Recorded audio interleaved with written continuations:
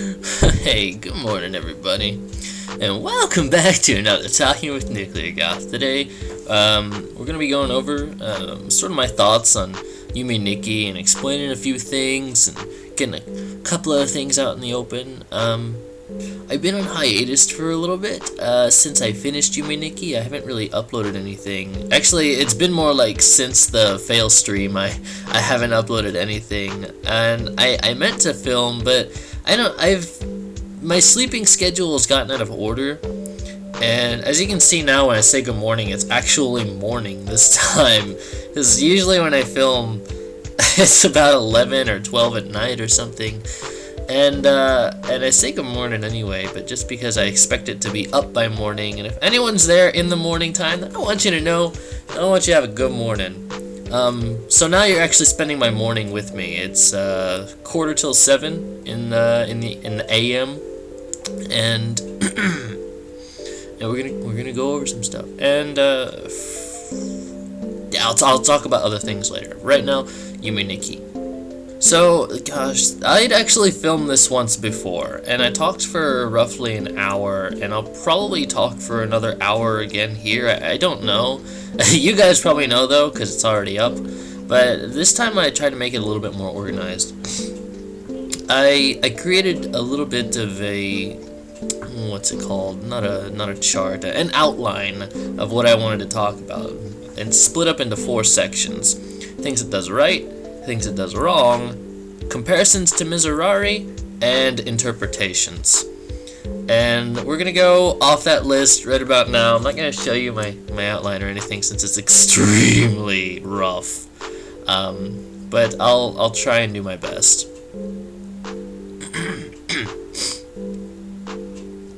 Things Yume Nikki does right. Yume Nikki does a lot of things right for a game of its genre, and I think that's kind of a broad thing to say, since I think Yume Nikki is almost a genre on its own unless you compare it to other Dream games like LSD Dream Emulator or Eastern Mines and something like that, where it's really about the journey, not so much as the destination. In fact, the destination at the end, as you know, is death, so it's really not about getting there at all.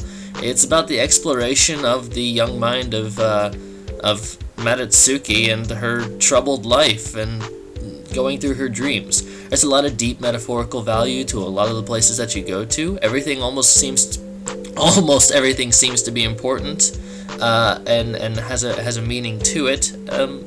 Almost everything, and I'll get to that later. And it can really suck the player in and even horrify the player inadvertently with just the images. Even if you don't necessarily understand it, it can still actually get to you. See, the human mind actually knows a little bit more than you might give it credit for. When you feel things, it's hard to explain. Let's say you look at something and you feel disturbed by it. You might not know why you feel disturbed by it, but you know that it is disturbing. This is something that Yume Nikki does right, where even if you don't know why you're disturbed, you know something is wrong, something is troubling, and this game conveys that very well. Every time I was unnerved, it was for a reason, and when I would enter areas like the Staircase of Hands, or the Ghost World, or the Puddle Room, I would feel different emotions. When I got to the Staircase of Hands, what did I do? I felt really uncomfortable, and for good reason when I explain that later. When I got to the Ghost World, I felt very unnerved. I read about it, and then I felt even more unnerved after I read about it. What was the third place that I mentioned? The Puddle Room. Yeah, there I felt pretty sad, and I was told that other people had felt pretty sad there as well. And yeah, there's all reasoning towards that. We all felt the same emotions when we went to these places. Isn't that interesting? Like, seriously, that's really interesting that these people would convey similar emotions to places that they don't know anything about just by visiting them. And it's just from looking at images and hearing little sounds. Nothing is told to you, but you know something is wrong. And this game conveys that extremely well. On a gameplay aspect, Yume Nikki is an expansive dream world with plenty of secrets and places to go. Lots of things to find, things that you're really supposed to find anyway, but also things that you're not supposed to find that are just hidden in there, like the Toriningin Rave Party, Mini Hell, a couple other things, probably Nazo. I'm not sure if that's necessarily a hidden thing, but it's there. You don't have to find it, but it's there. Closet Matatsuki, again, not necessary to find, but it's there for you to find.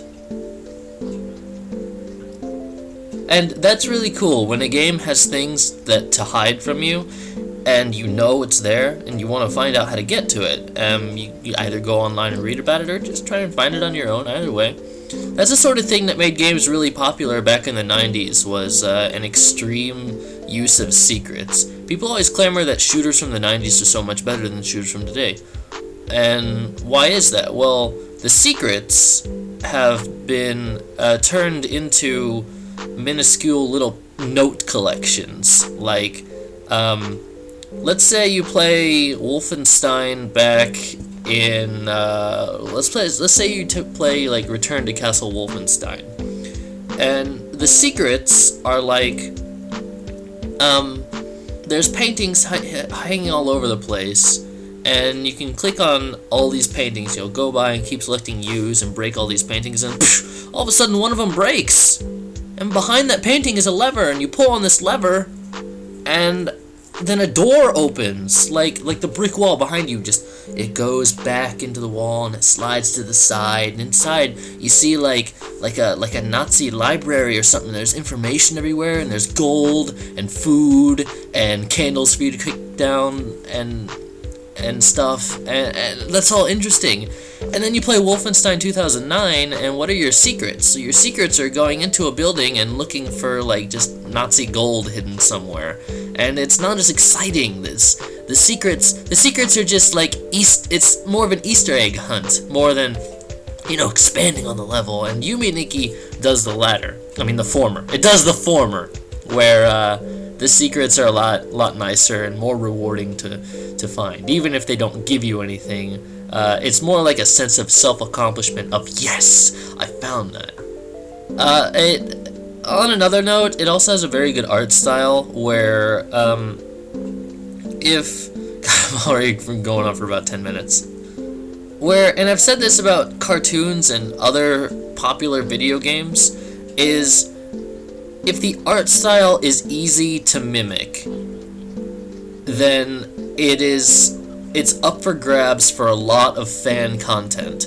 And let's take I want to say Team Fortress 2 is the easiest art style to mimic, but yeah, Team Fortress 2 or Doom has lots and lots of fan content added to it, and I think the same goes for Quake and pretty much every id game. Sonic the Hedgehog is probably one of the biggest ones, and even in cartoons where people can create their original characters with the same art style. Most recently it would be like My Little Pony, that has a very, very distinct art style. It's very recognizable, and just like Sonic the Hedgehog, easy to draw. In fact, in an interview, they drew Sonic the Hedgehog, they drew Dr. Eggman to be incredibly simplistic, specifically for children to have an easy time drawing him if they wanted to make, like, you know, their little comics for themselves. And the same goes for Mega Man. In fact, Mega Man, way back in the day, for Mega Man 3, Nintendo Power held a contest where children would draw and send in their own robot designs, and the winning designs would actually be put into the game. That's pretty awesome. So yeah, this sort of thing needs to be done a little bit more often. Is a distinct and, not necessarily, simplistic, but an easy to mimic art style. Blizzard, for example, has a very distinct art style. Any of their games, you can tell if it was made by Blizzard, or like Warcraft, StarCraft, and on Diablo 3 all look the same. Not the same, but you can tell they're done by the same artists. that sort of thing is really clever when it comes to creating fan content. Yume Nikki has had so much fan content, and all that I'll touch on later.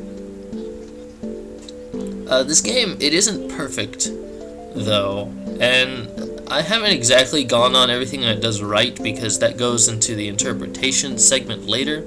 But as far as gameplay goes, I think I've touched on about as much as I can, because there isn't a whole lot to do in Yume Nikki aside from explore, much like LSD. There's not a lot that you can do, and it is just about the journey and what you experience.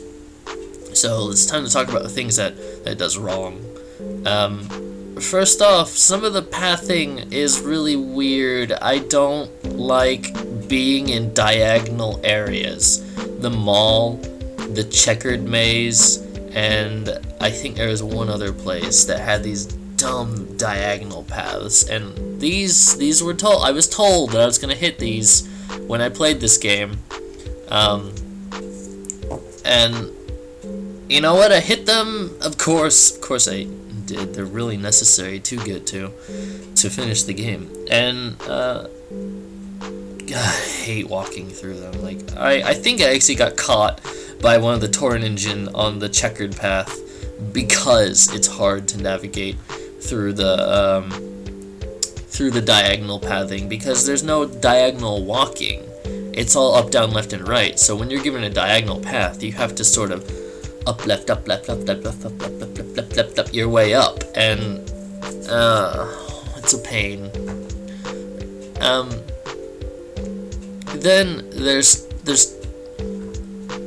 yeah, okay, I'll talk about it later. Then there's chance events, and this is the thing where it's like a 1 in 64 chance of something happening, a 1 in 120 chance of something happening, a 1 in 1300 chance of something happening. These are scattered in several places throughout Yume Nikki, and some are easier to find than others. Some you can find on accident, and I have a funny story about one too. This isn't necessarily a bad thing. If it's for something like Takofusen, it's done right. Where it is, when you're in the White Desert, there is a 1 in 1300 chance for every single step that you take that Takofusen will show up. And it constantly resets for every single step that you take. That's fine, because the White Desert is very expansive, and that's a reasonable number. So running into Takofusen isn't the hardest thing to do. All you have to do is just walk. But then there's things like sleeping in Masada Sensei's bed or finding Ubua. These, I was told to do these, and I wouldn't have figured them out if I wasn't told or if I didn't read about it. But you guys told me about both of them anyway, so I didn't have to read about them, and I'm pretty sure that all spoilers were kept to a minimum.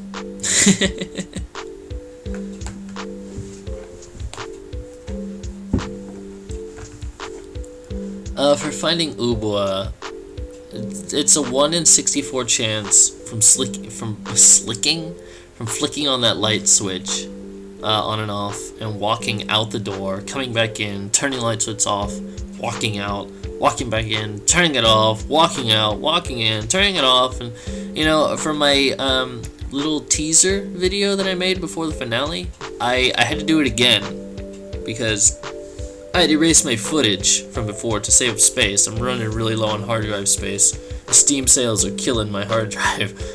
I just installed like a bunch of Assassin's Creed games and stuff like that. So I had to delete some footage to make room to play video games while I'm on my hiatus, or was on, and so I got that footage back, and it took me forever to get this light switch to work, and it just reminded me of how much of a PETA that really was, because if you don't know, you probably won't find it unless you read or are told about it. And then I could allude back to something, and I think I will. I'm gonna talk about a story that one of my white friends told me. So my buddy Tom, he got Yume Nikki a while before me, about a year before me, and he was playing it, And I mentioned this before, is he found Ubua on his very first try. Now here's a story how he did it, and this is how he told it to me. And he told me that he went to the drain, he went into a door, and he wandered around a little bit and got lost, so he left the door, and then he went into all the other ones in the Nexus, until he found the one that he thought was interesting. This was the Snow World, and the reason why he found this one interesting also has to do with the human mind knowing more than you do. If you pay attention, all of the doors in the Nexus, none of them really have solid floors. Arguably, the puddle room has a solid floor. But it can just be like black nothingness. All the others, no solid floor, you're just walking on black nothingness and there's an image floating in the background. The Snow World is the only one that has a floor. And that's probably why he's stuck here, is because his mind was like, okay, this place looks normal, let's take a look around. And he came across, the first igloo he came across was the one with the pool, so he goes into it. He goes through the little maze on the island, touches the balloon, transport to the Pink Sea, finds the other balloon, and is transported to Ponico's island. And he walks in, tries to talk to Ponico, nothing happens, flicks the light switch, BAM! Ubua! He was pretty vocal about it too. And he found it on his first shot, and that caught me off guard. And he told that to one of my old girlfriends too, and she was like, I can't believe you found Ubua on your first try, because he even tried to mimic what he did before, going into the same doors and coming back out in the Snow World, flicking the light switch on and off. Nothing happened. So that was a chance. However, though, let's go back to like the mid-'80s or something like that. People all played on their NESs. This is actually important because Yume Nikki has a Famicom in it, and which is Japanese NES if you don't know. But if you guys know Yume Nikki, I'm sure you know what the heck a Famicom is. And back then, you know, there wasn't internet, and you couldn't. I'm sure, was there not internet? But anyway, there wasn't anywhere to go online to look up stuff like FAQs or walkthroughs or wikis or anything like that. And if you wanted to know secrets, like especially things as cryptic as The Legend of Zelda or Castlevania 2, you had to be told via word of mouth. And if someone else figured it out, they would tell their friends, then their friends would tell their friends, and it's kind of like vanilla WoW and that sort of thing, where you don't have this instant stuff is given to you, or if you can't figure it out, look it up. You had to really work to get all of your friends to do stuff together, and that's kind of how Yume Nikki, I think, might have had an intention to work, but in this day and age, it's not necessarily accepted. And I think I have to put it down as a thing it does wrong, because it's a recent game, and I don't want to say having to look stuff up on the wiki is a bad thing, but it can remove you from the game, and that's something of a no-no in today's day and age. And there's an argument against it that it's a intentional thing where if someone figures out a secret, then you can hear it from them. Like Tom would have found out about Ubua, he would have told me about it, and I might have gone in and out and flicked that light switch to try and make it happen. But at the same time, 1 in 64 chance is kind of a high risk or high chance sort of thing, or low chance. And how long did it take me? Like 3 minutes of flipping that light switch until he finally showed up? I mean, I might have given up and told Tom that he was, I don't know, doing coke when he was playing Yume Nikki or something, which is probably a really, really bad idea. It's like taking LSD and then playing LSD. Not recommended, no. And,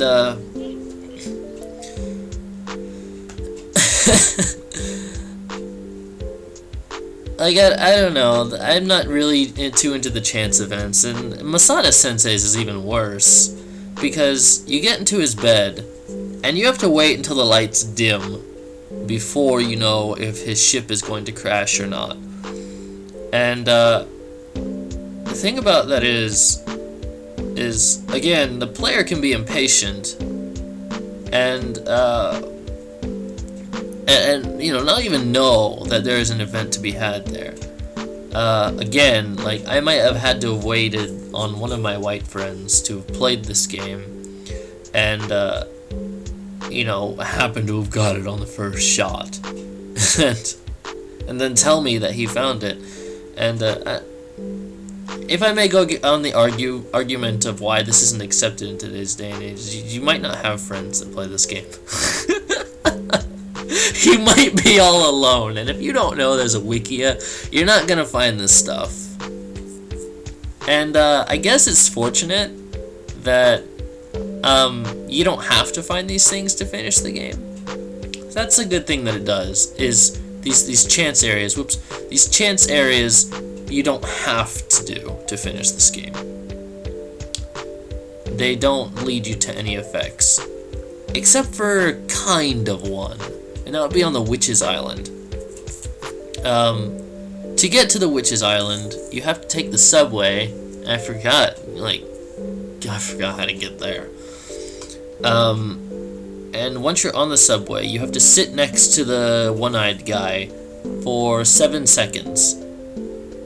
And you can do this on accident, I guess. I didn't have the patience to, and I had to look it up. But I'm sure someone would sit there for over 7 seconds and hope that the subway would do something sitting next to him.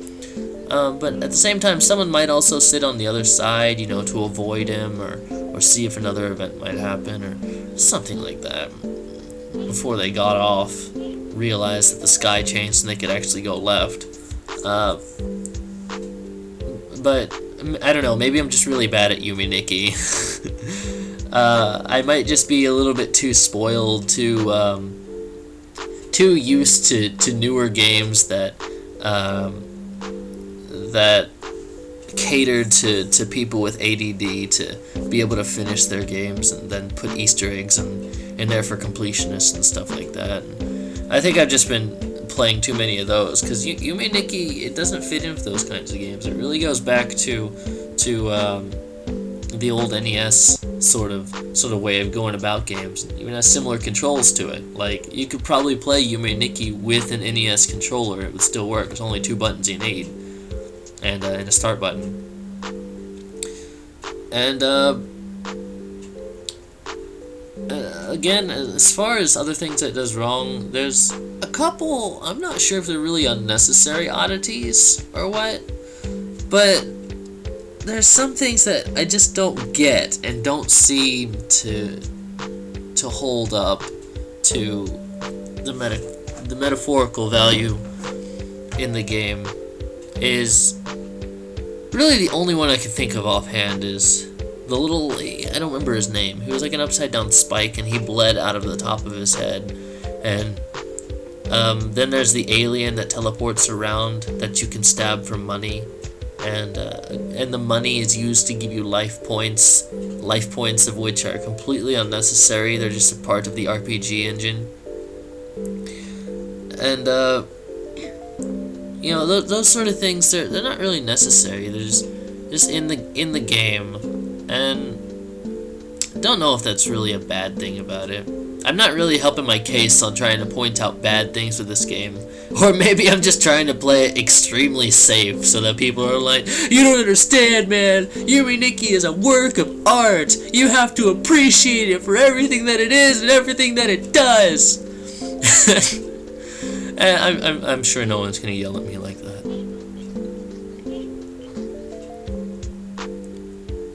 But alright. This sort of ties into the last thing that I put on things that it does wrong, which is use of effects.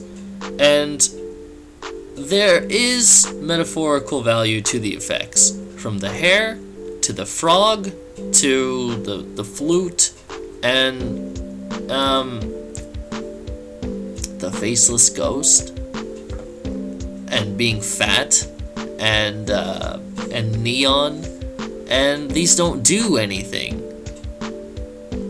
but you find them and they do stuff, but they don't help you at all.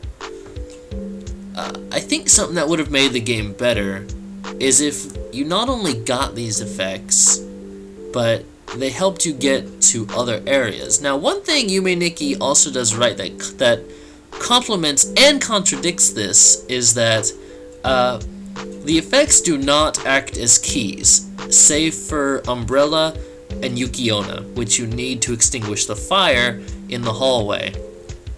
And that is to get the poop hair. The poop hair is the only effect in the game that you need to have another effect to get to.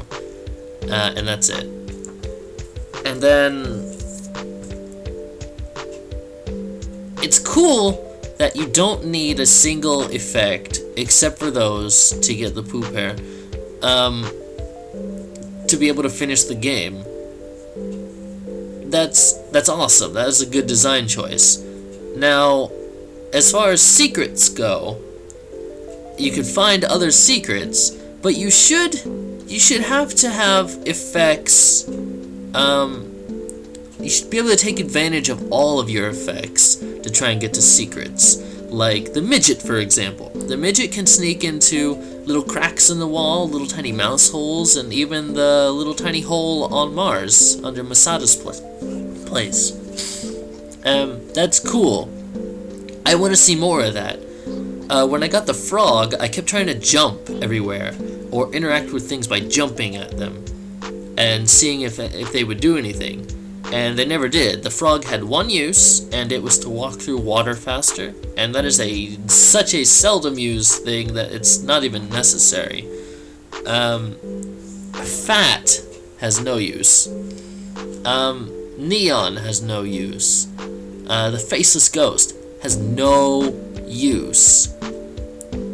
And even on the wiki, I was looking up practical uses for every single effect, and a lot of them were actually labeled as no practical use at all. That is a shame, and I'm not trying to flame like Kikiyama. That's the guy who made this, right? Kikiyama? I'm not trying to flame him for like, bro, what the heck, man?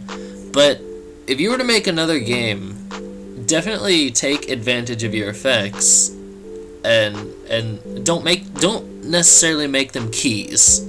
You can make them keys, but not necessary keys. Otherwise, you're sort of turning it into Metroidvania. Like the new Castlevanias that play a lot like Metroid or old Metroid games, where you get a power and your power acts as a key, and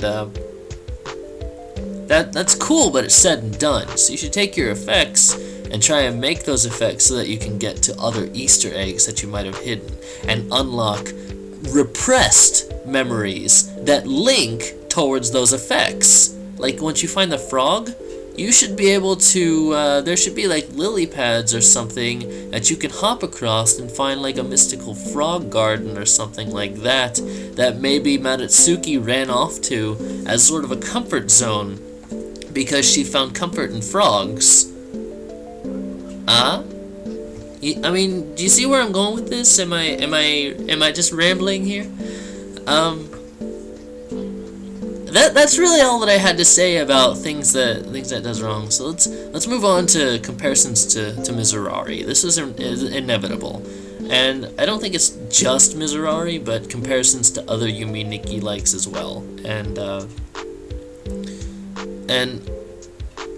yeah, let's just start with Miserari though, since it's the only one that I've played. And it goes with linearity first off. Miserari was a bit more linear than Yume Nikki. That's cool. Owl does a very good job at making sure that everything conveys toward the player and leads you along an easy to follow path. It's easy to get lost, yes, but never did I not know where to go.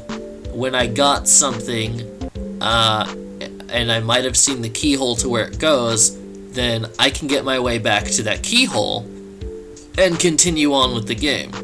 Yume Nikki has me running around in circles collecting effects, hoping they do stuff. So that's one thing that Owl does a little bit better than Kikiyama, but at the same time, that linearity keeps the world from having a certain connection, a literal connection to the player. It's the Nexus is a little weirder to travel in Mizurari than it is in Yume Nikki, because certain paths can lead you to dead ends, and you can't get back out through that front door that you came into. Where in Yume Nikki, you can go into any Nexus door and be able to find your way out through any other Nexus door. It also has a deep metaphorical value in Yume Nikki as well. And in Mizurari, it doesn't quite hold that. But one thing that it also does better is use of two beds. And I felt really weird to say, like, this game has 2 beds, guys. You have different dreams in different beds. But it falls flat on its face once you get in that second bed. I was really hoping to be going back and forth between my dreams and Mizurari in the 2 beds. Yume Nikki just has the 1 bed, but what it does in that 1 bed is very, very deep, and I'll get to those interpretations here in a sec. Mizurari has a good use of keys. It's really more of a key hunt than anything, but it's a hidden key hunt. They don't want you to know that what you're finding are keys. What I mean by key hunt is you go around and you look for something. Let's say you're looking for a cross. What do you need the cross for? You need the cross to put into a little slot so that lightning will come down and zap the Murloc. Once the Murloc is zapped, then you can get the other thing that was hidden in the hallway that the little guardians were holding on to or whatever. I don't remember what that was or exactly, but if you look at it for what it was, the cross is just a key. And then once you use that key, you got another key. And then you take that key to another keyhole to get another key. It's an egg hunt. Oh, egg hunt. Oh, what do you know? Look at that. Yume Nikki. You were looking for eggs the whole time. That ties into the linearity. Like I said, I like what Yume Nikki does, where you don't need these effects to get to other effects. The whole world is open. You can go anywhere, anytime. You can't go anywhere at any time in Mizurari, but ultimately you need these keys. In Yume Nikki, you don't even have to look for the effects to go everywhere. Mizurari, you do. Because it's leading you through a much easier to follow story. It's hard to compare the two and say which one is better than the other since they both actually play out a lot differently. One thing that Mizurari does a lot better than Yume Nikki is the exclusion of diagonal paths. Everything was always up, down, left, and right. Good job, Owl.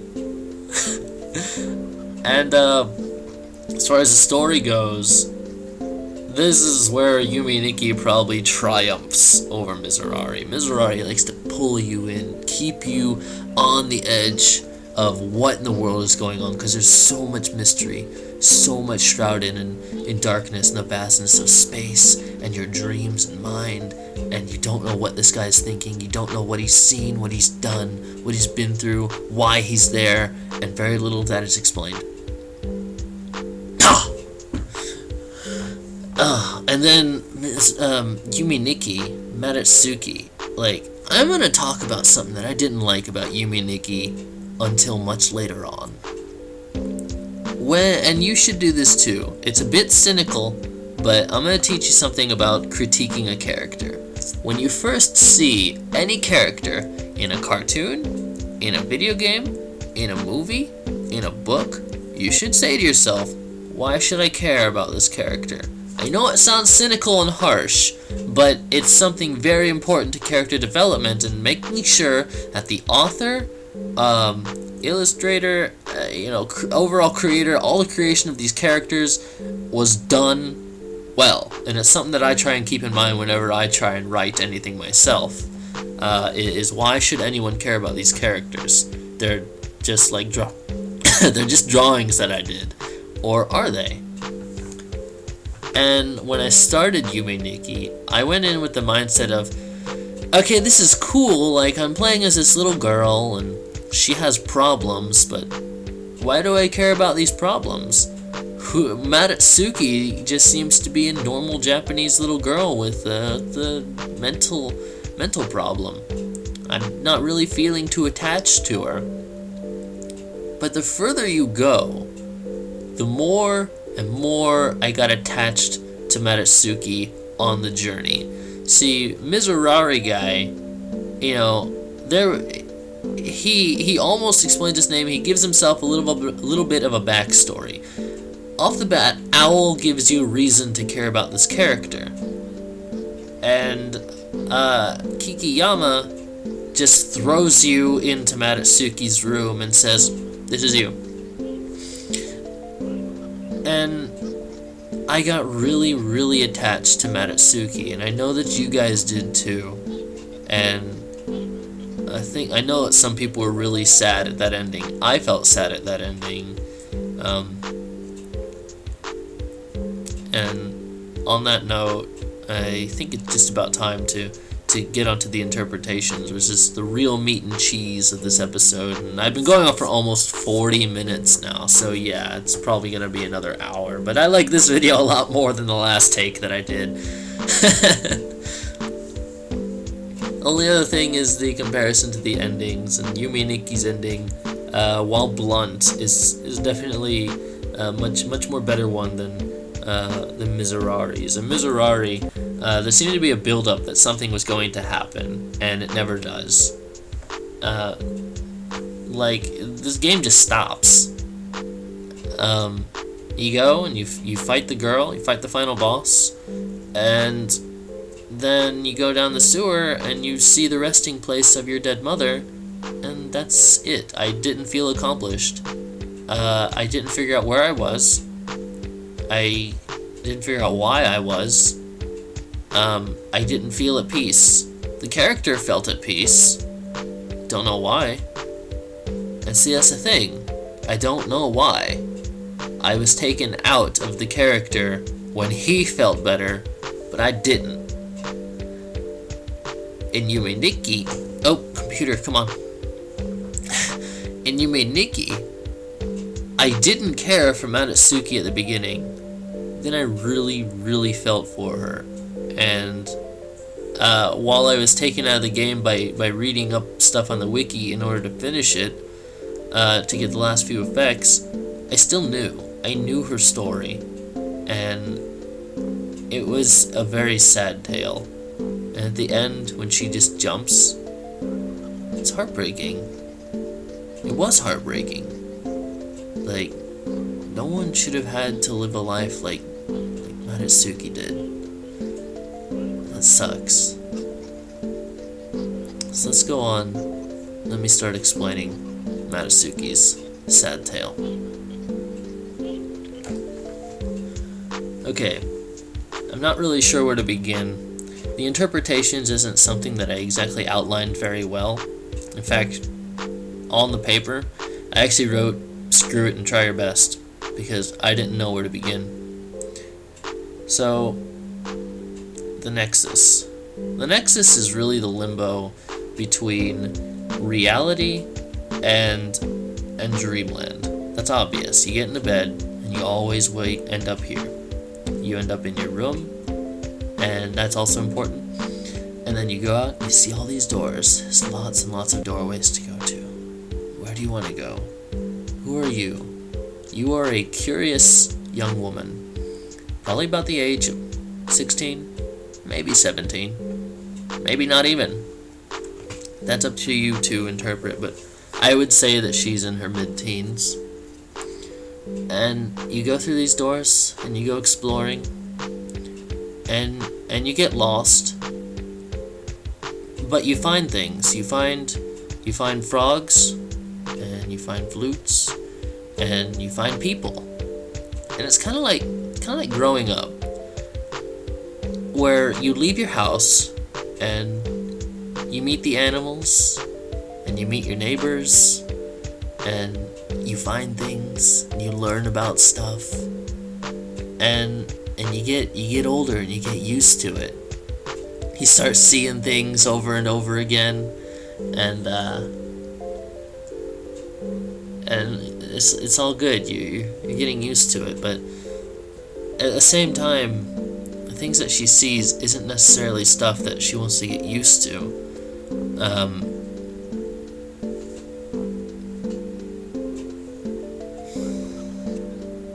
I can connect this to myself a little.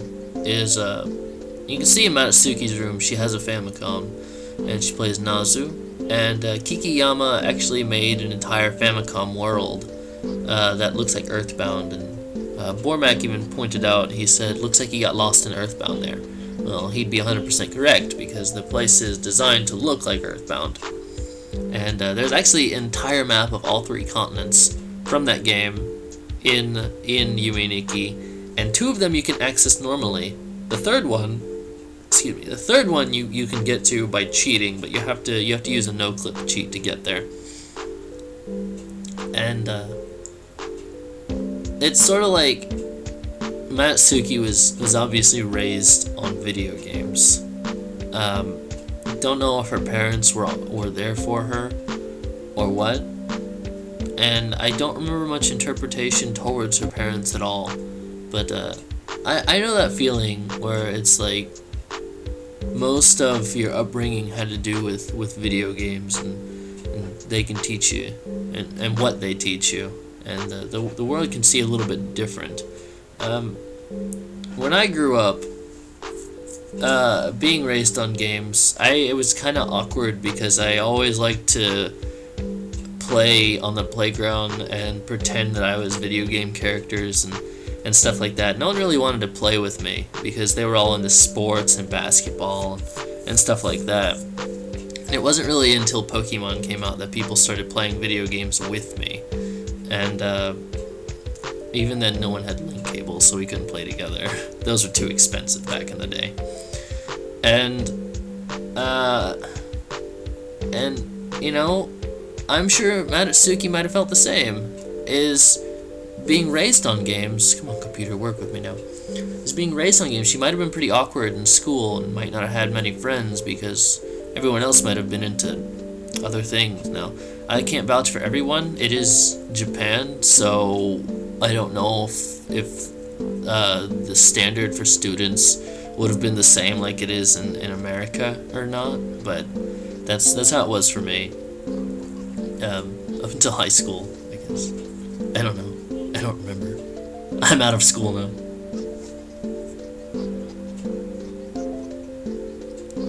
And there's definitely some bullying implied there. The Torin-Injin, I think, are most commonly interpreted as Matsuki's classmates.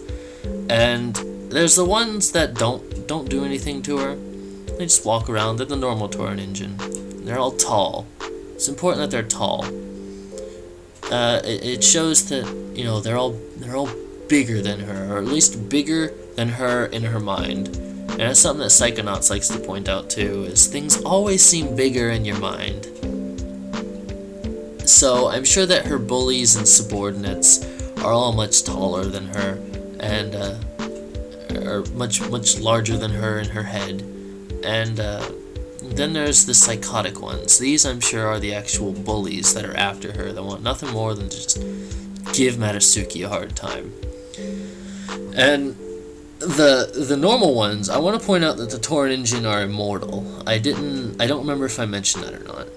But if you go up to the normal ones that don't bother you and stab them with a knife, they turn into lunatics and will bother you. This can be an interpretation of, well, if you've had enough and you just want to stand up for yourself and you go and pick a fight, you're gonna lose, because you don't have the support or friends to help you out. And you can't really go and kill anybody in real life, so you just kind of screwed yourself over by looking for a fight. But you're not really in the looking for a fight sort of standing there, girl. It's good to not look for them.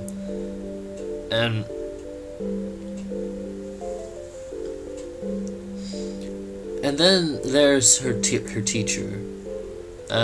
Probably the only person that showed her any compassion was her music teacher. And you can tell that Matsuki has a love for music. And how can you tell this? Well, she has her piano teacher, Masada, and she can also play the flute very well. And he's probably taught her all of that. And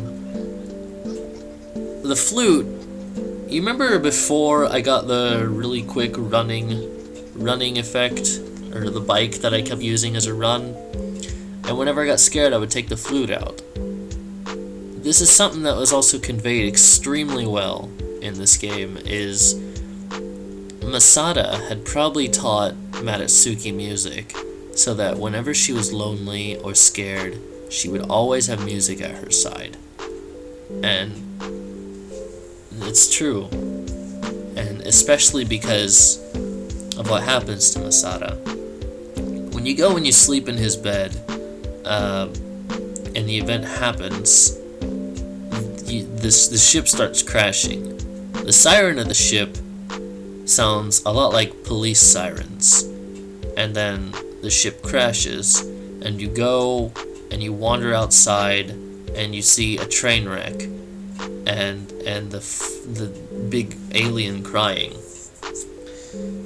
All this, as far as interpretation as I read it, is Masada, I think he might have had a drug problem. I don't remember what implied this. Maybe it was his googly eyes. But someone either snitches on him because he has a drug problem, or because Madatsuki's not home and is staying the night with her music teacher, probably for comfort, and because maybe music wasn't enough and she needed the attention and affection of her only friend. This is her only friend in the game, by the way. And being a minor, obviously the police might come and have a misunderstanding that Masada may have been having a sexual relationship with Mado, and was arrested under false charges of child molestation. So that really blows that the one friend that Mado has is just gone, is taken away from her, and for the wrong reasons too. All he wanted to do was take care of her, and he might have had his own problems, but he cared, he understood, he taught her music.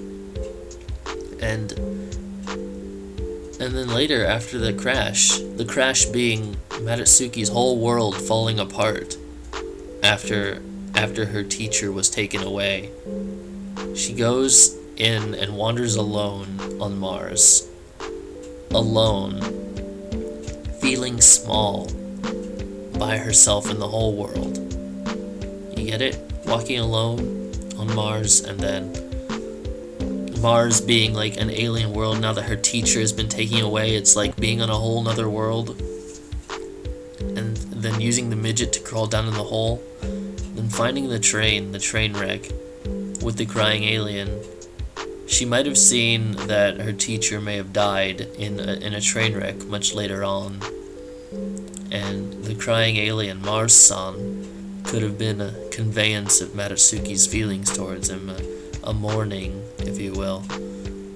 And she's had really close encounters with death even since birth. Now, going back on Takofusen, when Mado was born, I've seen some interps that she might have been the survivor of twins. And the thing that supports this is Takofusen looks a lot like an infant with what is called TRAP syndrome. TRAP, T-R-A-P, I don't remember what that stands for, but it's pretty much when a twin infant is born as only a torso with arms, or only with legs, I don't remember. And Takofusen looks just like this. I'd have to, I'm gonna flash over images of Takofusen and an X-ray of an infant with TRAP syndrome, just so you get the comparison.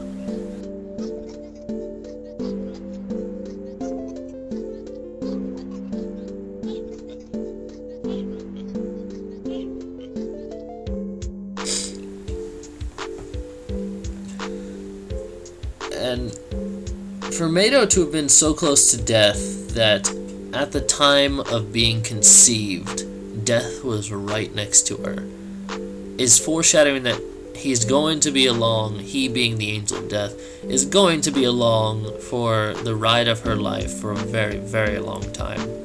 Then there's Corpse Son, I think his name was. No, Mr. Corpse was his name. That was the green dead guy that you get the stoplight effect from. He's dead in the middle of the street, and obviously, I'm gonna convey something else that this game does right, is being able to interpret story just from clicking on something. So you go up to Mr. Corpse and you click on his body and you get the stoplight effect, and he's dead in the middle of the road. The game, you can obviously tell that the game is trying to tell you that this guy died in a car wreck accident because he did not stop at maybe a stoplight or something, and maybe flew out of his car and dead in the middle of the street. You can see there's traffic cones right after him. It might be the crime scene, or it might be because he didn't stop on a construction road or something like that, but it all boils down to the same thing. And him being in Mado's dreams, she's seen this. He's not a figment of her imagination. For her to be seeing this death in her dreams means that she must have witnessed it in real life, to have seen this corpse, and for all of this to be there. And growing up, I can't really stay away from this interpretation, but there's a lot of signs that point to Madatsuki of being raped, and most notably the hands. And I said that I felt really uncomfortable in the staircase of hands the first time I got there. You see hands everywhere, hands sticking up out of the ground, hands seem like they're grabbing, looking, trying to get you. They're everywhere. Being a little girl, I don't want to say especially in Japan, but by stereotype in Japan, it's kind of dangerous for there to be so many grabby hands looking for you. And her outfit, she's just in a little pink shirt and a pink sweater and a skirt and some little red shoes too. So she's not an unattractive girl, I don't think. I don't know if her sprite really does her justice or not, but she's always drawn really pretty. And there's lots of signs that you can't really list off a whole lot, but in the mall, there's a dude in a chair. I think he was called the E-Man, and I think he was actually one of the people that had molested Madatsuki. And if you use the cat effect, I think he does something that points toward this. Also, in that same little area, there's posters in the background of a crying face with something in its mouth, like it kind of looks like, or something like that. That was a really bad impression. And then in another poster right next to it is a really sad looking mouth and tears coming down, and these might be Madatsuki's memories of being molested. These are right next to the E-Man. I think that might be it too. And there's a being called QQ, which a lot of people think look very phallic. I never got QQ on camera. I couldn't find him, but he's like this big orange wiggly line with a smiley face. And if you use the cat effect on him, he gets all excited about you being around him. And this is an interpretation for if Mado just kind of goes ahead and lets them have their way, they're all right with it, and they're a little gentler with her.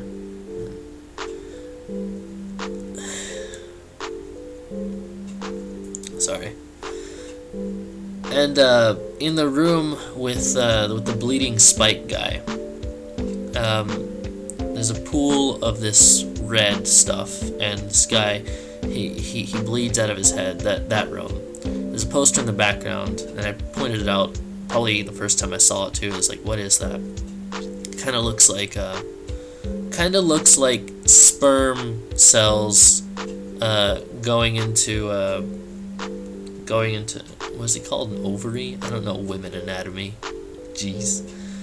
And that might point toward Meadow getting pregnant, and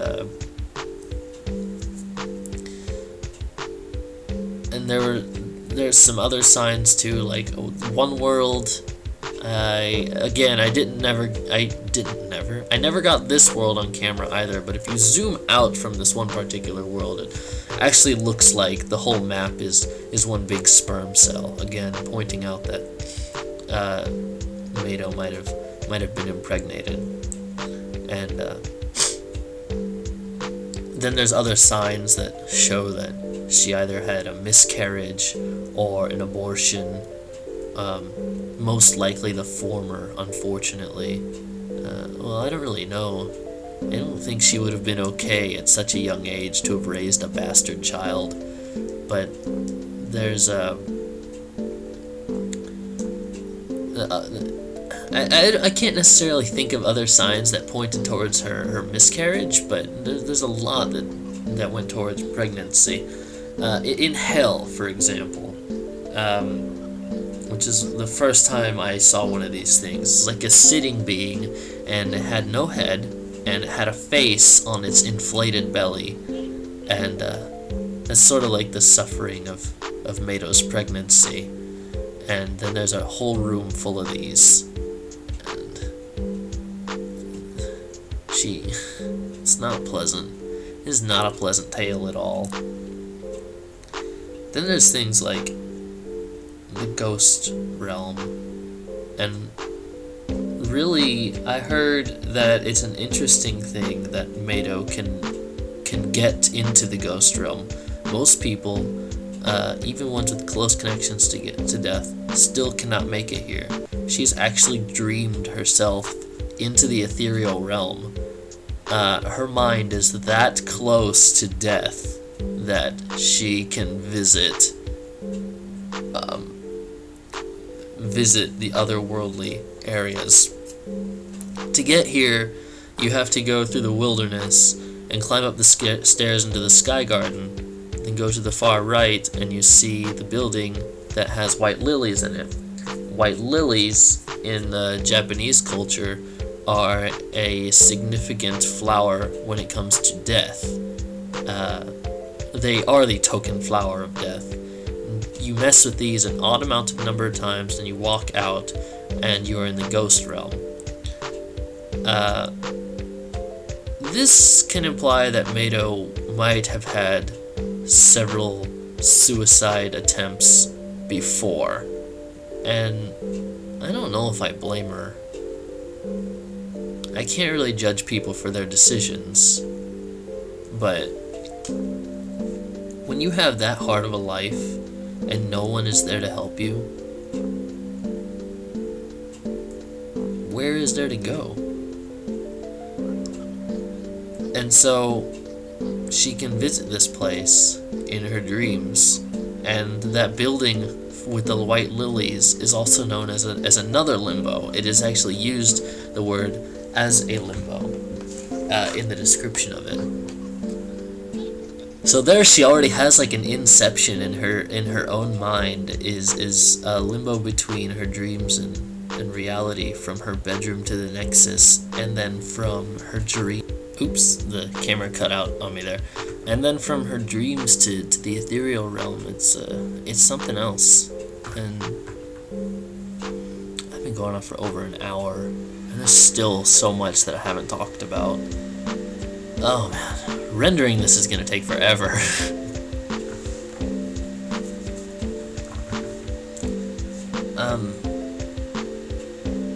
Being able to visit Hell again, maybe foreshadowing that a fiery fate may await Madatsuki. And especially since in Mini Hell you can see Meidou's ghost, and again also in Hell you can see the pregnancy thing, and this Tauren engine walking around, demons, implying that she will still be bullied in hell, no escape from her troubles. But then there's these beings known as jellyfish. They're based off of another flower. I forgot what flower it was. I think it was a lotus something.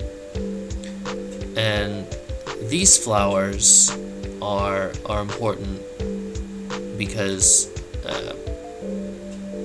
don't know, they signify something much greater, much more positive. But these jellyfish, I'll just point out what they are. The jellyfish are the things that we saw at the very ending after Meido's suicide. We've seen them in her dreams. When we talk to them in her dreams, they can take us to other areas or open up different spots in her dreams for us to go to. The teleportation maze, for example, and the endless road. Now, these things may be leading Meido to certain paths in her dreams to try and show her something, or to steer her away from other things, or towards other things. What they are, though, I'm not 100% sure. And these can be interpreted as two different things. One can be that they're just figments of her own imagination, imaginary friends, if you will. They're also immortal, and you know, you talk to them and they just make like little wind chimes. They'll take you places, and that after her suicide, she still sees them, and that can be an interpretation as maybe the whole time she was just dreaming. She was dreaming of her dreams. Because when you first go to sleep, where are you? You're in the balcony outside your bedroom. So when she jumps off the balcony in the supposed real world, that real world may have just been another dream. And the events of her dreams, as far as we know, may have been dreams within dreams. Meaning the whole game was Inception. Meaning that if you get to the ghost world, you have to Inception like 3 times. And that's kind of a sad ending, or sad way of looking at it. At least through my eyes, because it's like, it's not over. She has not escaped from her dreams, nor will she ever. She will dream for an eternity. And it may just be her purgatory. Like, she may already be dead. She may be comatose. I don't know. That's not told, and it's up for your interpretation. Another thing that these things could be are ethereal. They could be these godlike things, like angels or something like that. And they just look strange because it's just how she can accept seeing them. Now, she may not have ever seen anything like them in real life aside from the flowers that they're based off of. But if they're not really parts of her memories, things in her brain, they could be these angels trying to lead her through her dreams onto a better path. To, I don't know, not necessarily to keep her alive, but to take her somewhere, to try and relieve her pain. And then at the end, when she finally kills herself, you see them. And these things, they don't do anything bad to you. They take you to alright places and new paths and stuff like that, so they don't seem evil. So I like to imagine that these are angels trying to tell her, you've had enough, Meido, and it's time to rest, and we're going to help you. And when she finally dies, they, instead of sending her to a fiery fate in hell, for as you know, suicide is of the greatest of sins, and going there is automatic damnation. Instead of her soul burning for giving up on life, these angels have come to save her and give her the ascension as she so desperately deserves.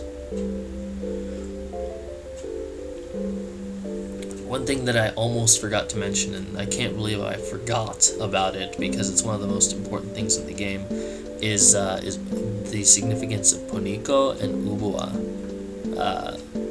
Throughout the game, Matsuki has an identity crisis. Not necessarily that she doesn't know who she is, but she wants to be someone else.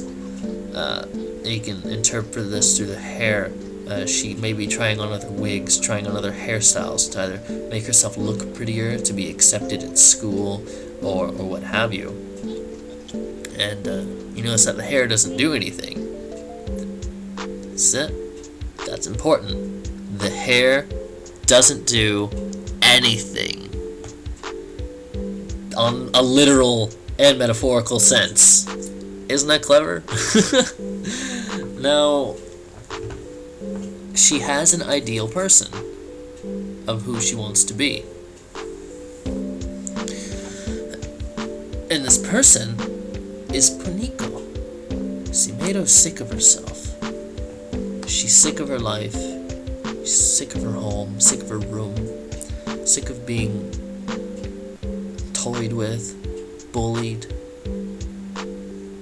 sick of all of the hurt and pain that she's been through and she's seen. Like, I haven't even mentioned the Monochrome sisters, and I don't think I will because we've gone on for over an hour now. I can't. And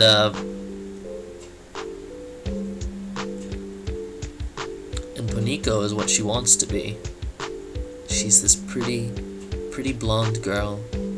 She's got nice clothes and a nice room, pretty blue eyes. If you notice, Poniko's eyes are open. She wants to be her, but to get to Poniko is actually a hassle on its own. She's very well hidden, and you have to find that certain igloo. You have to get through a little maze. You have to trudge through the pink sea, and then finally find her island, so isolated from the rest of Mado's mind. And then you find her in her room. She doesn't look happy. In fact, she looks annoyed. She's not looking at you. She's looking off to the side when you walk in. You try and talk to her. She doesn't say anything. In fact, she walks away from you. Try anything you can. Poniko doesn't acknowledge you. See, Mado wants to be Poniko, but Poniko doesn't want to be a part of her, and when her own mind doesn't want to be a part of her, something is terribly wrong.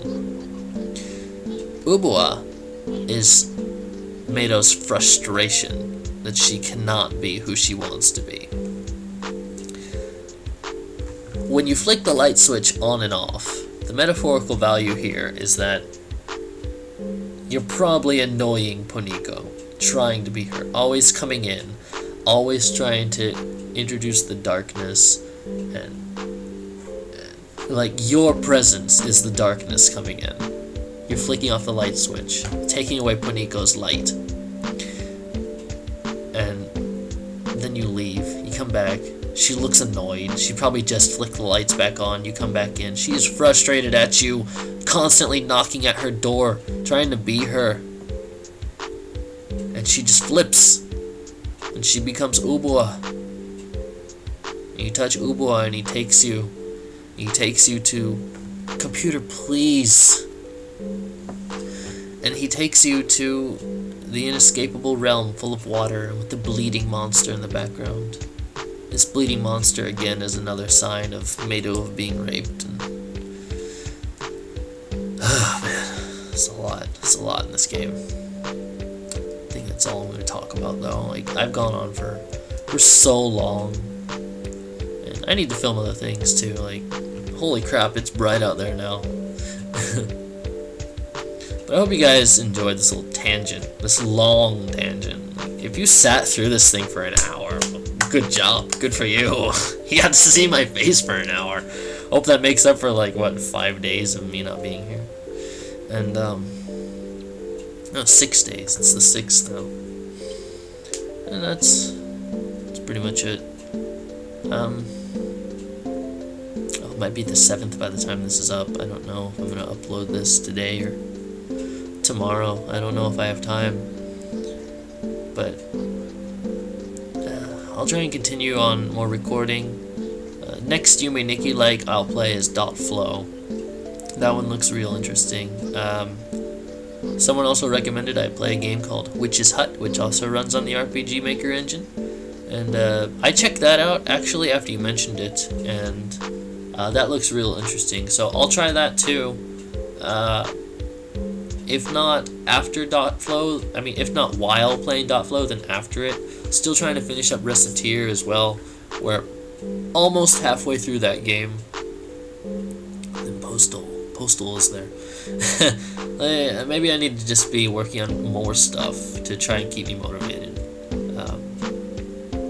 But I don't know. We'll figure things out. If you guys have any suggestions for me, go ahead and tell me. Any ideas, things to help me out a little. I just need to start filming again, I guess. Not working isn't gonna get work done, obviously. Oh man. Oh, but today was fun, I hope. I hope you didn't get bored from just watching me. Man. So that's pretty much it. I hope you guys have a good day, good afternoon, good evening if you're watching this at nighttime, and I'll see you all later for whatever I decide to film after this. So, until then, das Vidania.